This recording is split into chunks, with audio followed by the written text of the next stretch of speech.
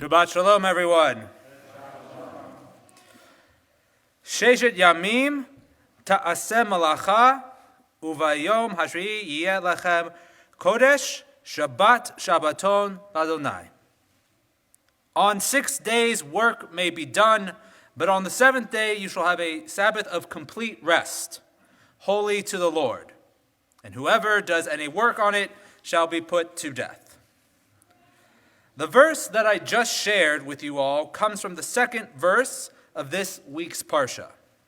Now here we are clearly instructed that the Sabbath is supposed to be a special day that is meant to be absent of work and that is holy to Hashem. Now I personally love talking and teaching about Shabbat. And as a matter of fact, one of the Lil Mode classes that I taught actually had to deal with the evolution of Shabbat observances. And I shared this very verse, and then I asked a question. And I will ask you all that same question. So, Shabbat, what is the point?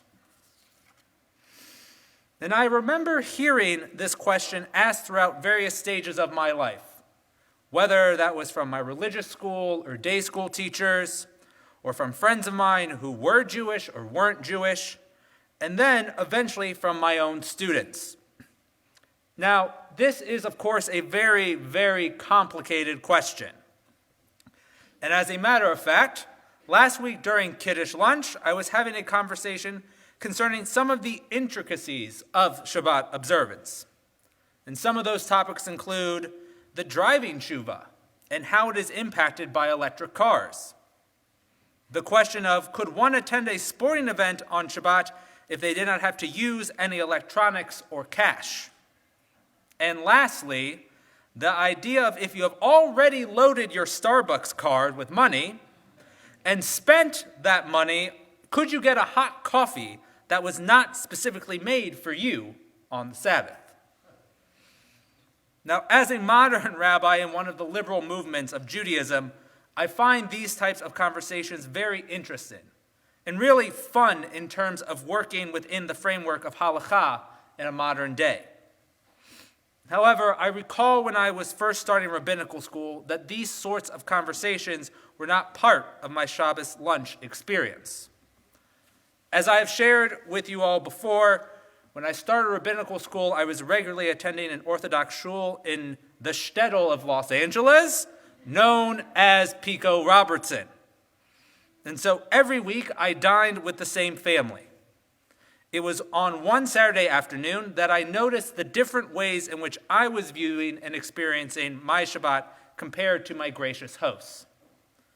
The youngest son of that host family wanted to show me a picture of his soccer team from school. He eagerly ran to his room, grabbed the picture, and started to show me all of his teammates. Mid-breakdown of the team photo, the father then corrected his son for going and grabbing the picture. Now we all might be wondering, why? The reason was because the father knew that for him to take down the picture, he had to touch and remove a pushpin from the corkboard where the photo had previously been located.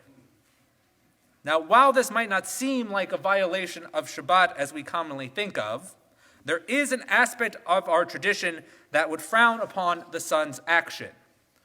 The legal concept is that this item was muksa, which means it was not necessarily set aside or separated for Shabbat, and also, really, there was no reason that we would think that we would be using or moving this on the Sabbath. And as this halacha concept is an isur derabanan, or a rabbinic prohibition, it was something the father did not want his son to be doing on Shabbat. Now this is just one example of all the different ways in which we can go down the Jewish legalistic rabbit hole when it comes to the observation of Shabbat. Now, here's my prop for the day. As a matter of fact, this is a children's book that breaks down all the different types of forbidden works and subsequent rabbinic restrictions on Shabbat. Very nicely illustrated and everything, although as Rabbi Dorsch and I were talking about how many children are reading these books, That's a whole nother question. And if you are interested, I am more than happy to pass it around for you all to take a look at now or during Kiddush. And while this book and others like it lay out the ways in which they think it is clear-cut to observe and keep Shabbat, for me personally, I like to grapple and struggle with the concept of Shabbat for the modern Jew. I believe that religious practice needs to be an interaction with the tradition, a sacred wrestling with what it means to observe and follow our mitzvot. For me, it needs to be digging deeper and seeing for ourselves what are the meta-concepts of the mitzvot. This is why after that one afternoon with the soccer photo, I really had to stop and ask the same question that I asked all y'all at the beginning of this Devar. What is Shabbat all about? And it was looking back at this text that I was able to start to uncover what Shabbat means to me. In our text, it refers to a Shabbat Shabbaton, a complete rest. Now, our text anticipates our logical question of, well, rest from what? The Torah tells us that it's from work. Yet, there is now sort of a more philosophical question that might pop into our heads. What does work even mean in this context? It is not as if Adam had a day job that he needed to rest from in the Garden of Eden. So, does it mean our actual occupation? Well, in some cases it would, but this cannot be it alone. I mean, let's take myself and Rabbi Drash, for example. It is almost ironic that the people who lead God's sacred communities are actually working on the Sabbath. As I deliver this sermon, this is part of my job. So therefore, we need to broaden what it means. And at least for myself, I need to. It cannot only be about literal work, but then it is about refraining from creative works as the tradition puts forth throughout rabbinic literature. But in this day and age, I think it needs to be about unplugging from the world in some fashion. And if we're being perfectly honest, to allow the world to unplug from us. Yet more often than not, when I was growing up and my day school classmates and I looked at Shabbat in terms of the things that we weren't able to do. And I'm sure that there are plenty of people who sometimes still view Shabbat through this lens. However, when we do this, we really lose some of the beauty and majesty of the Sabbath. I once heard a great explanation from the rabbi who actually taught April for her conversion back in Los Angeles. And during his class, he simply wrote on the whiteboard, vacation. He then asked people to share popcorn style, meaning they just sort of shouted out answers from around the room, what they associated with vacation. Some of those answers were great food, drinks, no work email, reading a good book, alone time, quality time with the spouse, distance from obligations, peaceful, family, recreational sports, and so on and so forth. He then asked the question, when you think about Shabbat, or what your friends might think about Shabbat, what are some of the words you associate? Of course, the first one was food, but then we were followed by restriction, obligation, limited, then family, challah, candles, services, prayer, and etc.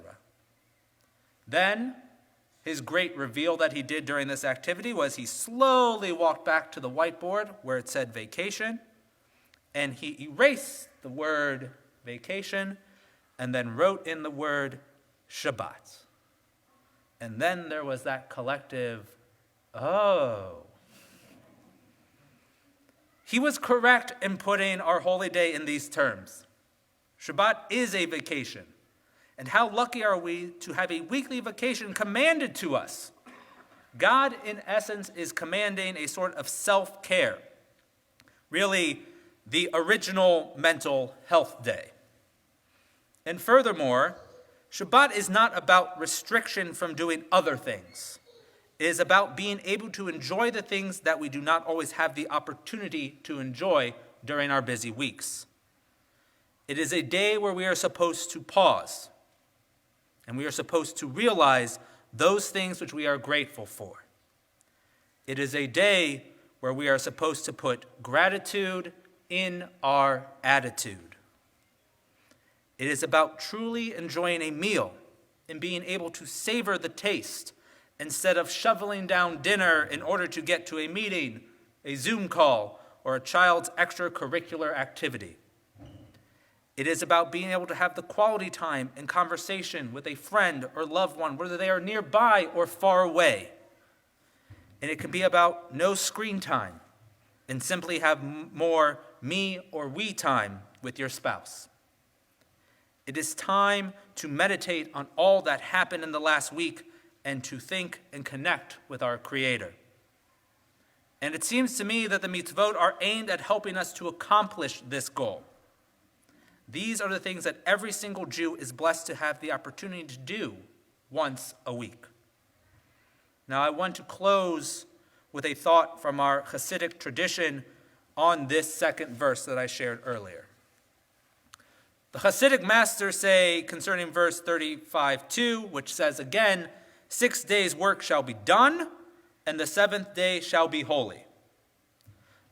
They say the verse and the Torah describes the Jews' work in the course of the week as a passive endeavor.